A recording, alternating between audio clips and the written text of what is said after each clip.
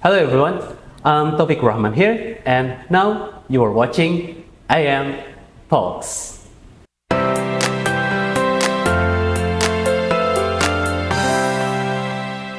Well, everyone, today I have some special guests. Yes, we have now with me all of the representative of the teachers of Sekolah Ade Cita Mulia. Please welcome the teachers of Ade Cita Mulia. Okay, this is so special. Maybe before we start, we can introduce yourself first. Maybe from Miss, please, Mike. Okay. All right. Hello, everyone. Yes. My name is Fania Valeska. I am always called Miss Fanny in Ade Cita Mulia. And I have been teaching here for 14 years. oh, This is my 14th year here yeah. as a teacher. Okay. And you are teaching Kindergarten. kindergarten. Okay. It's always changing every year. It's sometimes pre-K, pre-kinder, sometimes K1, sometimes K2. Alright. Yes. And then we have Please. Hi everyone, my name is Retno Bodiwati. You can call me Retno. And I teach religion, especially for Buddhist at kindergarten and then primary and senior high school. oh, so you are teaching in three sectors, three level. Yes, at this calendar academic year. This academic year. Quite challenging, right? Okay. And the last one we have. Okay, hello. My name is Ari Permada. You call me Mr. Ari.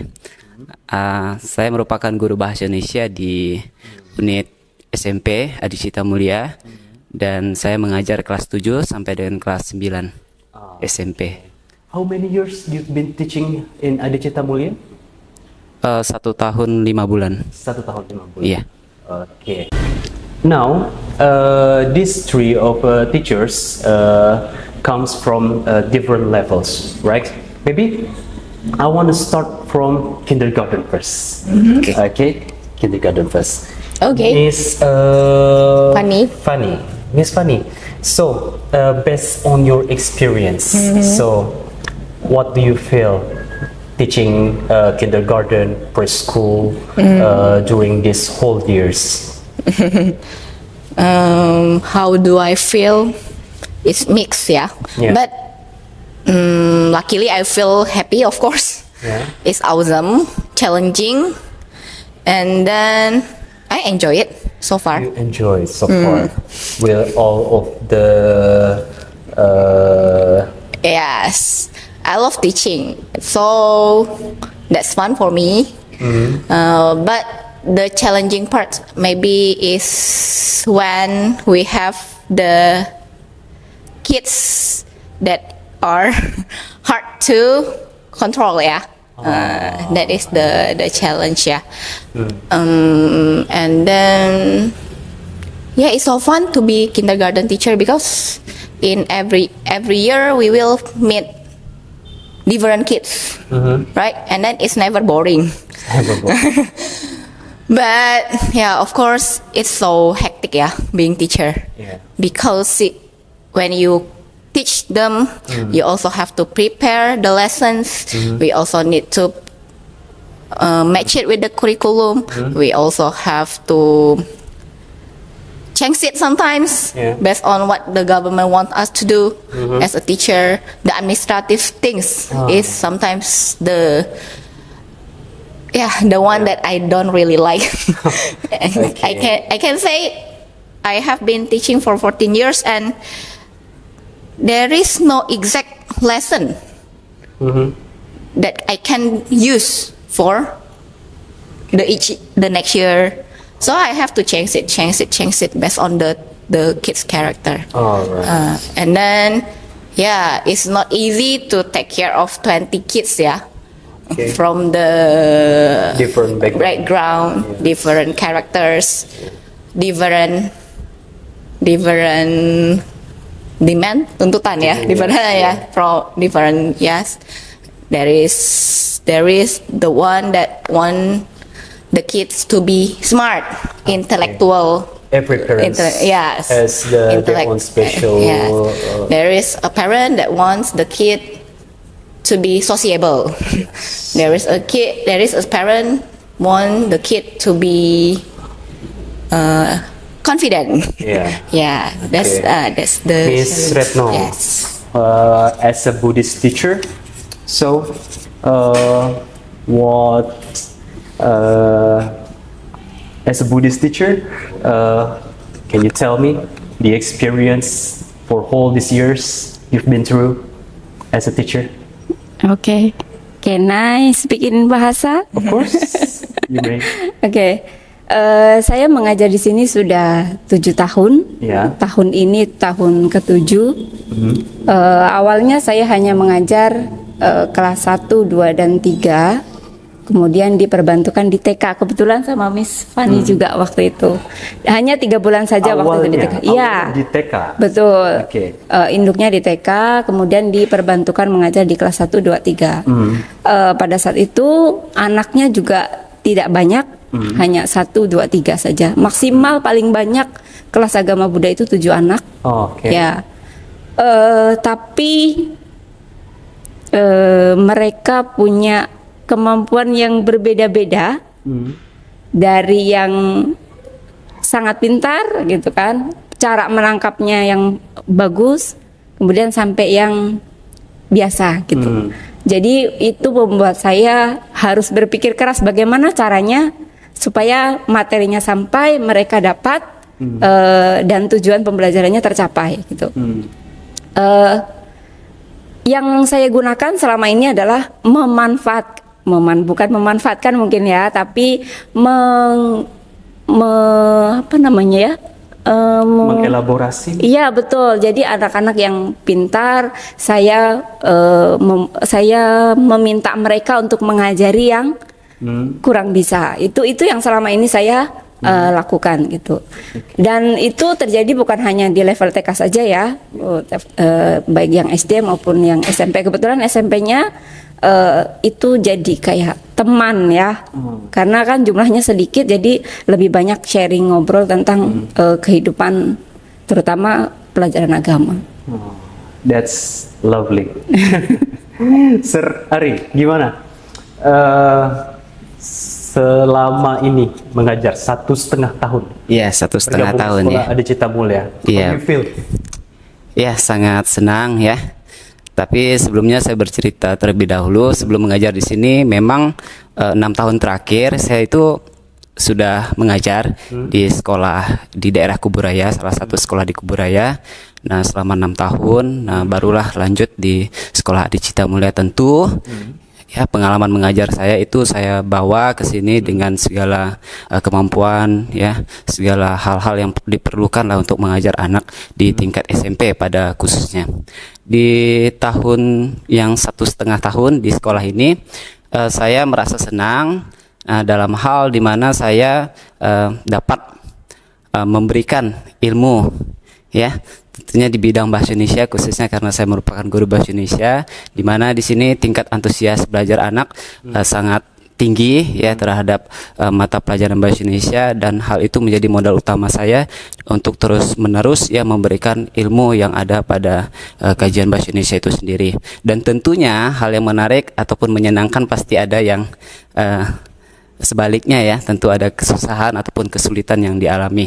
Nah, selama 1 tahun mengajar di sini, tentu yang paling sulit ya, yaitu sama seperti alasan pada rekan-rekan saya di sini, di mana kita menghadapi karakter yang berbeda ataupun pengetahuan yang berbeda dari anak-anak yang bersekolah di sini, khususnya untuk SMP, di mana kita harus tahu metode ataupun strategi yang tepat untuk mengatasi hal tersebut. Namun perlu diketahui sekarang sudah menggunakan kurikulum mereka, di mana sistem pembelajaran ataupun proses pembelajaran sudah ditentukan, di mana kita wajib menggunakan pembelajaran berdiferensiasi. Artinya di mana perbedaan itu dimanfaatkan. Nah, mulai dari mana kita memanfaatkan anak yang pandai untuk mengajarkan yang tidak pandai, sama seperti apa yang dijelaskan Miss Retno, ataupun mempersiapkan perancangan pembelajaran, di mana di situ kita wajib untuk bisa menganalisa ya sebelum kita memberikan materi itu kita menganalisa kemampuan anak terlebih dahulu. Tentunya ini merupakan solusi untuk mengatasi hal tersebut. Ya, mungkin itu saja. Kok bisa kepikiran menjadi seorang guru? Iya. Secara track record ya, untuk keluarga saya dari ibu, bapak saya merupakan guru, bahkan kakak saya 2 orang juga merupakan guru, dan abang saya yang pertama juga guru. Nah, ya. Jadi Family of teachers. iya, jadi keluarga saya mendominasi menjadi profesi guru dan hal tersebut terjadi juga ke saya, dan tentunya hal ini menjadi hal yang sudah dipersiapkan sebenarnya ya kan. Saya selama di SMA itu memang senang yang namanya berdiskusi, nah itu bersosialisasi dan sebagainya. Nah, kegiatan yang paling banyak menggunakan untuk berbicara di depan umum adalah salah satunya menjadi guru ya begitu. Jadi menuangkan segala kemampuan saya menjadi seorang guru, dan memang basic kemampuan saya itu terhadap bidang sastra ya, khususnya saat saya masih bersekolah SMA itu sangat bagus. Nah, maka dari itu ketika saya di perguruan tinggi mengambil jurusan sastra, dan tentunya ini terdapat di program studi yang sekarang saya ampu, yaitu bahasa Indonesia. Seharusnya bahasa Indonesia, bahasa dan sastra Indonesia begitu. Iya. Miss Retno, how you decide yourself to be a teacher, especially Buddhist teacher? How can you involve with? Oke. Mungkin Mr. Taufik juga punya, kalau dulu zaman kita anak-anak kalau ditanya, kamu nanti besar mau jadi apa? Saya waktu itu memang jawabnya jadi guru gitu, karena pada saat itu kebetulan saya tinggal di pegunungan sekali. Kemudian di sana itu anak-anak yang sudah lulus SMA, kemudian banyak yang sekolah menjadi guru. Nah, jadi dari kebanyakan anak-anak muda pada saat itu banyak yang menjadi guru. Jadi lama kelamaan tuh mungkin sudah tertanam gitu ya, sudah tertanam nanti besar jadi guru. Tapi pada saat seiring berjalannya waktu SMP, SMA itu tidak kepikiran sama sekali mau jadi guru. Kemudian kuliah mau nggak mau masuk ke jurusan pendidikan agama Buddha. Ya, itu satu pilihan yang nggak ada pilihan lain lagi gitu. Jadinya oke, nggak apa-apa. Setelah lulus langsung ngajar. Kemudian pada saat itu vakum 2 tahun nggak ngajar agama. Kemudian pindah ke Pontianak. Dapat juga pendidikan agama Buddha gitu. Jadi kayak sudah tertanam saja. Karena pada saat itu juga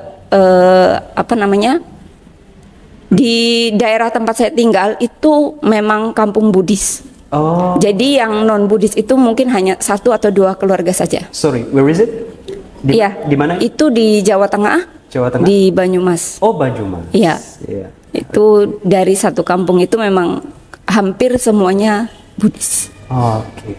And Miss Fanny, how can you decide yourself to be a teacher? In my case, maybe Accidentally? it's a bit different from Mr. Ari. Yeah, there is none of my family is teacher. Why? Most of them Kecemplung, are most of them are running business. Yeah, and then until now, I'm still always asked by my family sometimes. That's interesting. How can you be a teacher? Yeah, They say. because Chinese culture is a business culture. Yeah. So how can you be a teacher? Indeed, is my maybe at first. In my heart, I love children. I love children so much. That's why I never change my level in teaching. In Adicita, outside I teach so many levels outside, but in Adicita I never change because I love kindergarten. Yes. The small kids. I think it's so cute, like it's so fun to play with them while teaching them, while making them better in every aspect. That's why I tried to be teacher, and it's also my ambition when I am in the third senior high school. When I'm in the third senior high school, maybe my teachers ask me, what do you want to do after this, and I directly answered, I want to be kindergarten teacher maybe. Since that I really work as kindergarten teacher while Yes, my family. Yeah, they allow me to do that, but yeah, they But are your still family support. support. But they are still wondering. They are still wondering why, what happened, why I can be teacher like that. Till now, 14 years already, right? Yes. Okay. That's it. We know that you are teaching for 14 years. Okay, so apa sih maksudnya? Kita tahu Miss ini udah ngajar selama 14 tahun kan. Pasti there must be difference when you teaching in those time and then nowadays. Yeah. So what makes today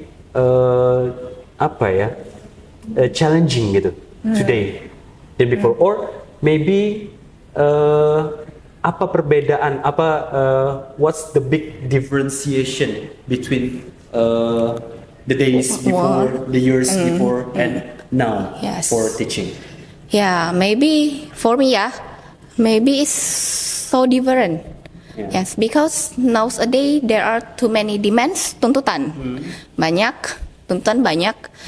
Jadi dulu once I have just graduated from senior high school when I started teaching, yeah. I only know that I love children. That's the basic skills I know, and of course my education, yeah, my intellectual stuff, yeah. I'm sure that I can teach, but the day before we only focus on teaching, how to make them better, how to make the kids happy better. We teach them, yeah, with so sincerely like that. But nowadays, there are so many things to do. We have to prepare everything. It's because of the curriculum, or Yeah, maybe, yeah. Yeah. Maybe, yeah. We have to prepare everything in daily, even the daily lesson plan. Yeah. That. And then it keeps changing. oh yeah. It keeps changing. That's why we have. In 14 years, I have met so many changes of curriculum from K3, KTSP, K3, K3, right? And then now curriculum Merdeka. Okay. We are the one that should suit it with our kids. Then the kids now, maybe because of the technology, yeah, sir. Oh yeah. They are a bit free, maybe. We can say they are free. Okay. They are free. So they don't know the limit, what they should do and what they should not do. They only enjoy the gadget every time, right? They only take the knowledge from the screen. They seldom, Too many screen. too many screen time, maybe. Yeah. In my opinion, yes, sir. Because in after COVID, especially after COVID era, especially the kids are really active. Sometimes like that. How about Miss Retno? What's the biggest challenge today when you are teaching your students? Apa sih tantangan terbesar saat ini mengajar di tahun-tahun ini? Kalau saya sendiri mungkin dari gurunya dulu ya. Kalau dari gurunya, dari segi administrasi yang makin kesini juga memang lebih banyak ya. Kalau menurut saya, meskipun dari dulu sebenarnya kalau memang kita lulusan pendidikan ya Sat, itu memang tuntutan jadi guru ya memang banyak gitu ya. Hal yang harus dipersiapkan itu banyak gitu administrasinya. Itu sudah pasti. Tapi kalau makin kesini tuh lebih selain kita persiapkan administrasinya sebagai guru, mungkin kita ngadepin anaknya itu yang luar biasa juga. Itu. Why? Kalau dulu kan anak-anak kan masih ada rasa takut mungkin sama guru ya, ada rasa sedikit mungkin ada kayak ini guru saya harus lebih ini. Tapi kalau sekarang itu enggak. Mungkin itu merdekanya anak-anak ya, merdekanya mereka punya kebebasan untuk mengekspresikan apa yang mereka dapat di luar, kemudian mereka katakan di dalam kelas apa segala macam gitu kan. Tapi kita sebagai guru tugasnya memang mengarahkan mereka gitu. Itu kan memang tujuan kita belajar gitu ya Sar ya. Itu kita tugasnya di sekolah ya memang mengarahkan apa yang mereka lakukan di sekolah, apa yang mereka katakan, kita tugasnya yang mengarahkan gitu. Dan kalau saya jujur ya, kalau misalnya saya ngajar agama Buddha dengan saya ngajar di dalam kelas, itu anak-anak yang saya ajar itu di dalam kelas anaknya itu pemalu luar biasa gitu, pendiam gitu. Tapi ketika datang ke kelas saya, mereka itu bisa bebas gitu, bebas mereka bercanda, ngobrol, ketawa yang di dalam kelas sendiri tuh mereka tidak pernah lakukan itu gitu. Nah itu bikin saya bertanya kenapa mereka bisa seperti itu gitu kan. Terutama hal-hal yang kalau negatif ya pasti saya cari tahu penyebabnya apa gitu kan. Tapi kalau itu menjadi positif, maksudnya kan tidak semua anak itu mau berekspresi, mau mengeluarkan apa yang ada di pikirannya mereka pada saat di kelas gitu. Itu yang jadi positifnya buat saya sih. Sir? Ya. Maybe? Oke, untuk kesulitan ya. Tantangan ya. yang dihadapi yang saat ini kayaknya quite challenging. Iya. Oke, jadi untuk tantangan yang saat ini dihadapi guru ya khususnya di SMP dan termasuk saya yang tergabung di situ adalah menghadapi kurikulum yang baru, yaitu kurikulum Merdeka. Nah kebetulan untuk SMP Adi Cita Mulia mengimplementasikan kurikulum Merdeka pada tahun lalu ya, dan ini berjalan 2 tahun. Nah di mana untuk kurikulum Merdeka itu ya kami ya termasuk saya, di mana kami itu memiliki sebuah program yang namanya P5, dan tentu P5 ini perlu ada koordinatornya, dan itu ditunjuk 1 orang guru untuk 1 kelas. Nah bayangkan saja kalau misalkan saya guru mapel bahasa Indonesia dan saya ditunjuk sebagai koordinator P5, artinya saya mengimplementasikan sebuah proses pembelajaran dua kegiatan yang berbeda, dan tentunya cara penanganannya berbeda, persiapannya berbeda, dan pelaksanaan bahkan evaluasinya juga berbeda. Itu yang pertama. Yang kedua adalah terkait dengan penggunaan teknologi. Nah, di mana kurikulum Merdeka itu sangat mendukung dan memprioritaskan pembelajaran berbasis teknologi. Nah, bagaimana cara kita untuk menyimpulkan bahwa semua anak itu melek terhadap teknologi, dan tentunya hal tersebut sangatlah sulit, dan tentunya kita juga harus memastikan apakah anak bisa atau kurang atau tidak tahu sama sekali. Dan untuk yang selama ini saya alami adalah di mana tidak semua anak melek teknologi, dan hal tersebut harus kita ulang dari awal. Yang bisa mengajar yang tidak bisa ini perlu proses yang panjang. Nah, dikarenakan memang untuk mata pelajaran bahasa Indonesia pada khususnya sekarang ini memang banyak menggunakan media-media yang menggunakan teknologi itu sendiri. Nah, untuk memberikan pemahaman yang maksimal dan tepat sasaran pada untuk tujuan utamanya begitu. Nah, terkait dengan kesulitan ataupun kendala yang dialami seperti itu, Mr. Taufik. Nah, today we are bombed by so many variation of information from social media, right? And we know that the social media also affect the kids, the way they see the life, the way they see their friends, and the way they what is it? Cara dia itu bergaul dengan sesamanya. So, as a teacher, memandang sosial media ini sebenarnya untuk saat ini bagi anak-anak itu membantu atau malah membuat anak-anak itu menjadi mundur ke belakang. Bagaimana tantangannya hidup mengajar di era sosial media seperti ini? Siapa dulu? Oke.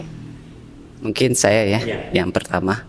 Ya, jadi untuk media sosial itu sendiri sebenarnya memberikan banyak pengaruh positifnya.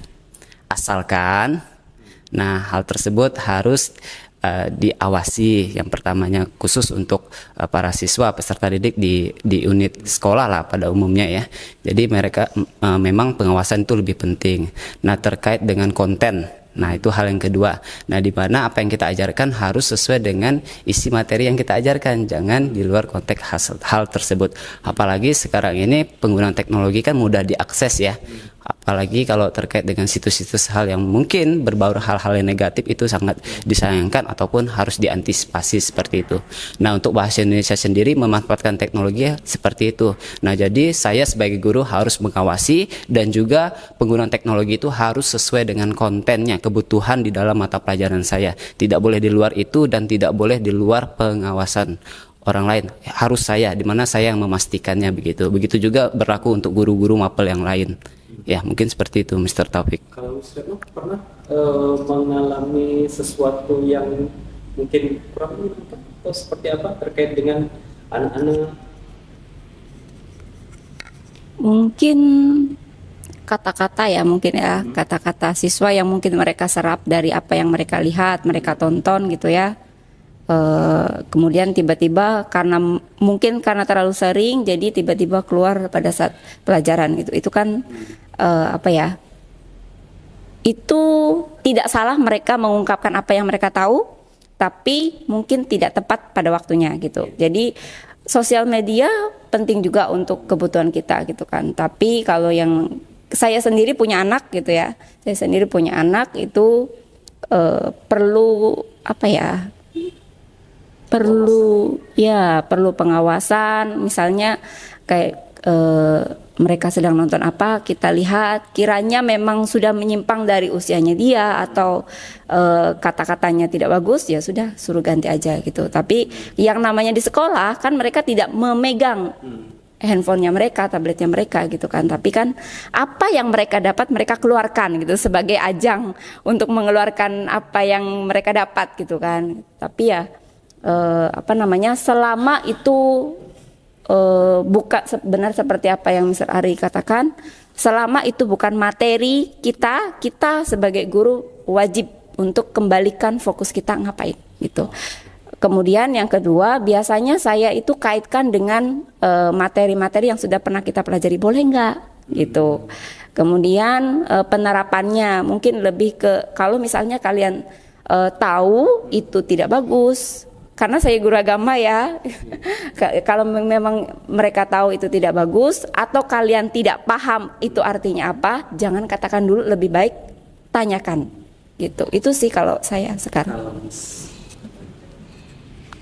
Gimana tantangannya ngajak dia ke sosial media?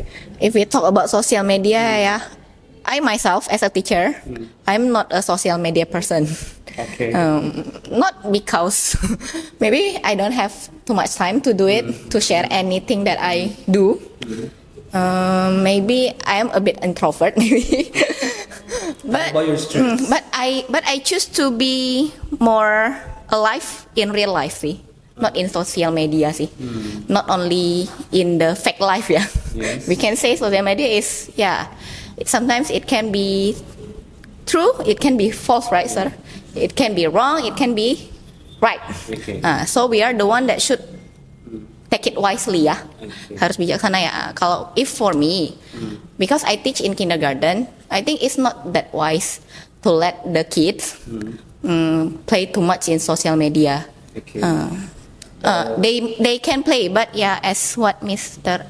Ari and Miss Retno said, harus ada pengawasan orang tua ya. Tapi biasanya kalau di TK itu biasanya kelihatan ya, kalau misalnya anak yang suka terlalu memantau sosial media, sometimes bisa dikatakan late speakingnya gitu, terlambat ya. Iya, ada yang sometimes, but ada karena cuma komunikasi satu arah kan, sir, just one way communication. And then jika pun anak tersebut pintar bicara, ya seperti Miss Retno bilang, mereka belum bisa memilah, sir, kata-kata yang baik yang harus digunakan. Bahkan mereka tidak mengerti pertanyaan yang kita sampaikan. Kadang yang kita tanyakan not connected gitu loh. Jadi itulah pentingnya real ya, real communication, not only in screen. Jadi mereka tuh merespon kita dengan baik. Kan itu pentingnya untuk anak-anak TK, sir. It's really important for kindergarten students to speak to have conversation with the teachers. Whenever we take score, we need their answer right properly. Jadi mereka tuh kadang tidak proper aja sih sir. Jadi ada kata-kata yang memang kurang baik didengar, mereka sebutkan keluar. Kadang ada juga yang tidak connect ke kita gitu.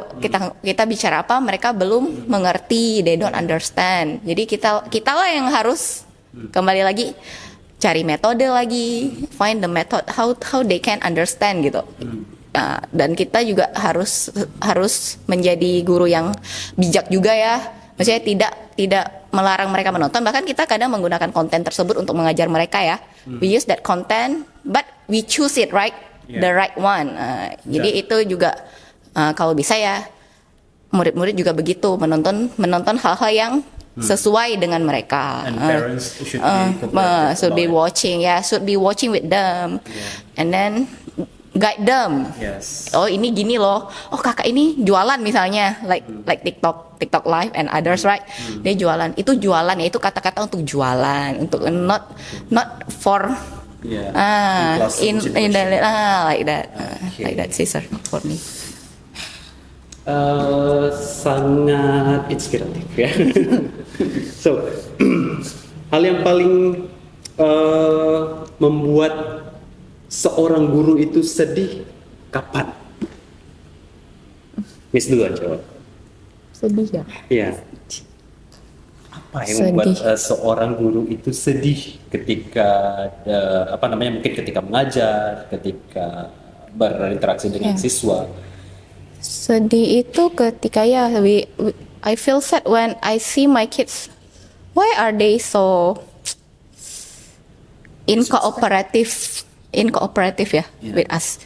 When we want them to do just follow event maybe and then they are crying sometimes.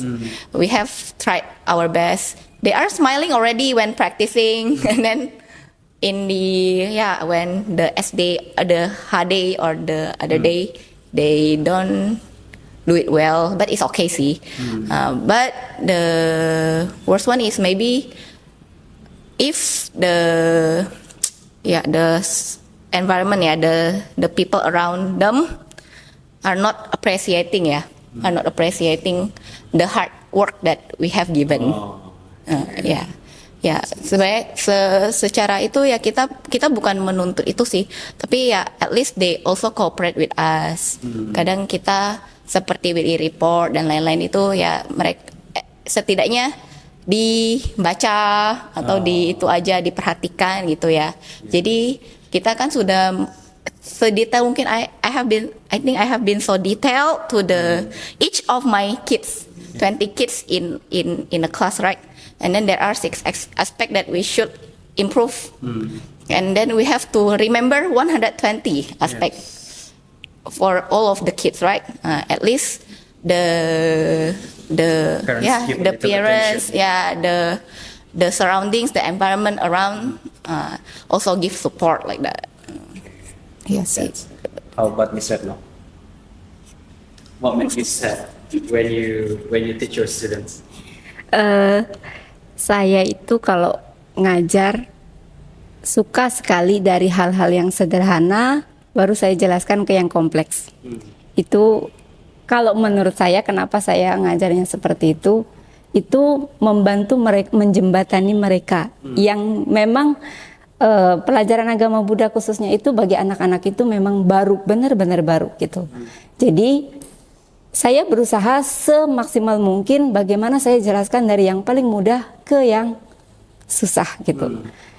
Tapi ketika saya sudah ngajar dengan metode yang seperti itu, ternyata sudah diulang beberapa kali, ternyata hasilnya tidak sesuai dengan yang saya harapkan, itu membuat saya sedih.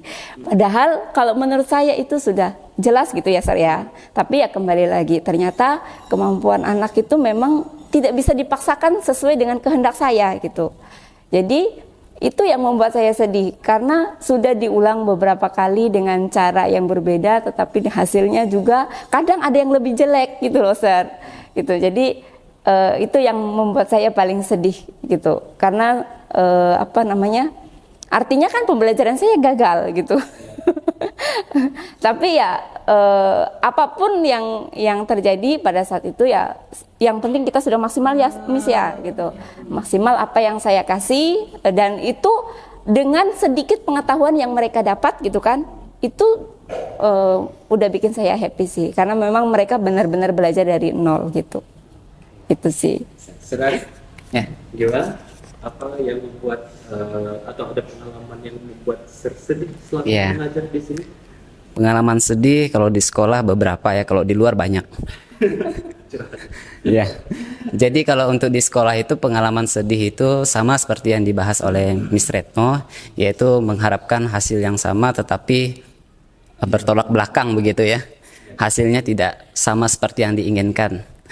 Namun hal tersebut diubah mindsetnya sekarang, karena memang kembali lagi ke kurikulum Merdeka, kita itu mengutamakan proses dibandingkan hasilnya. Nah, maka untuk penilaian ataupun asesmen kurikulum Merdeka sekarang prosesnya. Nah, ada kala saat saya menjadi koordinator P5, ini pengalaman, ini nyata real terjadi pada siswa yang sekarang duduk di bangku 8, salah satu siswa, dia diminta untuk bermain akustik ya.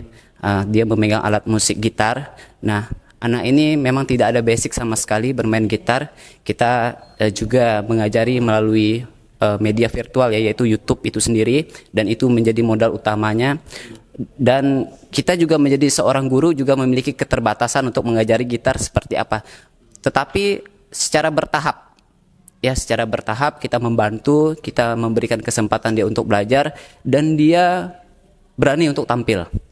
Nah, dengan kepercayaan diriannya terhadap apa yang sudah dia lakukan sebelumnya untuk berlatih bermain gitar itu, dan hasilnya saat penyelenggaraan gelar karya kemarin yang diadakan hari Jumat tanggal 3 itu berhasil dan sukses memeriahkan P5 di Sekolah Adi Cita Mulia, dan itu merupakan pementasan perdana, dan itu merupakan kesedihan bagi diri saya sendiri dan juga sekaligus terharu. Nah, karena kesedihannya karena kita memilih siswa yang tidak bisa, tetapi di mana dia memiliki antusias, dan kita juga bisa mendorong semampu kita, dan hasilnya luar biasa. Di selama proses itu hasilnya seberapapun itu yang terpenting adalah dia berani dan dia percaya diri, dan itu juga lah diterapkan di proses belajar lainnya selain P5.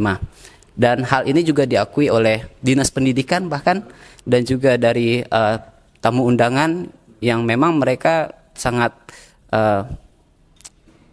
memberikan sanjungan dan juga memberikan pujian, bahwa memang diceritakan bahwa anak ini awalnya tidak bisa tetapi mereka bisa. Begitu juga dengan rekan-rekan yang lain yang bermain kajon dan lain-lain, juga kasusnya hampir sama. Mungkin itu Mr. Taufik untuk pengalaman kesedihan saya rasakan. Nah, we are making this podcast special for Teachers Day. So, for all the teachers out there and for all the students out there, what are you going to convey or what are you going to say in this Teachers Day? Who's gonna be the first? Oke, mungkin ya terkait dengan ini apa? Ya, kita membuat podcast ini dalam rangka Hari Guru. Dan Harapan ya. Ya, apa harapannya untuk seluruh guru dan seluruh siswa yang mendengarkan perbincangan kita saat ini? Iya. Baik.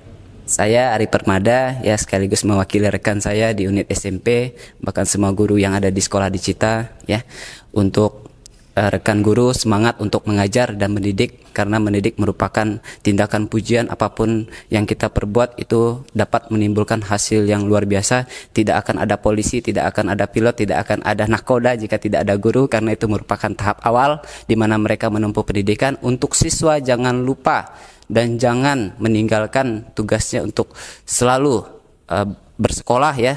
Selesaikan sekolahnya, belajar dengan baik dan giat di kelas, sehingga kedepannya nanti menjadi orang yang berguna. Itu diharapkan saya Hari Pendidikan, Hari Guru ya. Ya. Oke, Miss Retno, you want to say something? Untuk rekan-rekan guru yang mengajar di SD, jangan menyerah dengan administrasi. Itu yang pertama. Kemudian yang kedua, sebagai guru kita harus 4 pedoman kita sebagai guru.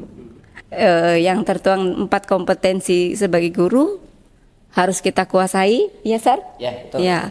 Dari situ kita bisa nahan diri, kita bisa kelola kelas dengan baik, kita bisa berhubungan dengan baik dengan orang tua, siswa maupun rekan guru yang lain gitu.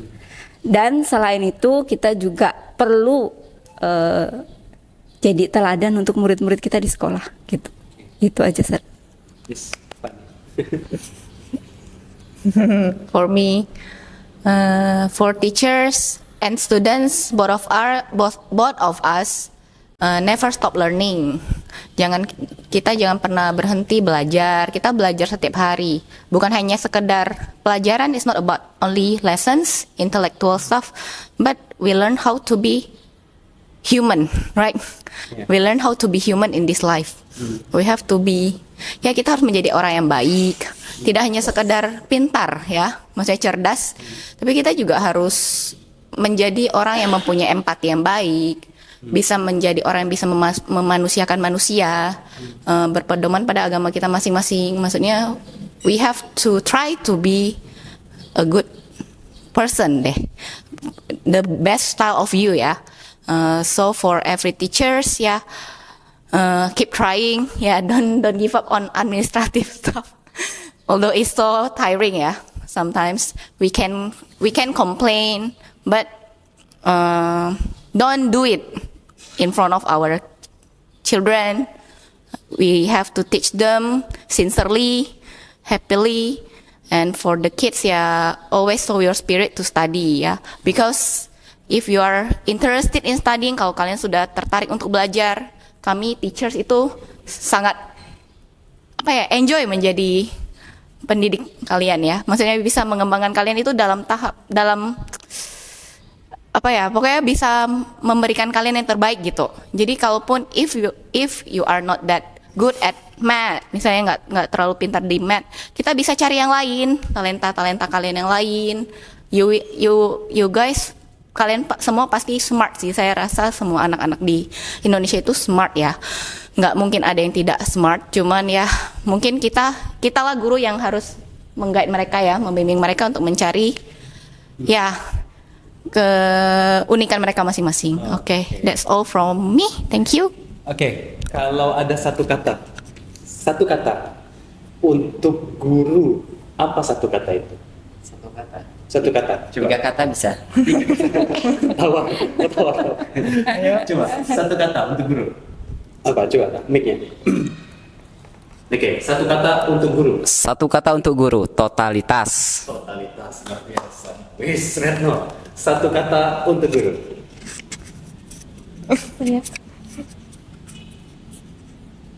Cakep. Luar biasa. Luar biasa. It's okay. And you, satu kata untuk guru terakhir. Outstanding. Outstanding. Oke. Nice. Boleh tepuk tangan untuk ketiga guru kita yang luar biasa di kesempatan kali ini. So, happy Teachers Day for all the teachers all over Indonesia. Guru tidak hanya mengajar, mendidik, tapi juga menjadi teladan. Sampai jumpa di AM Talks next. Bye. Bye. Thank you.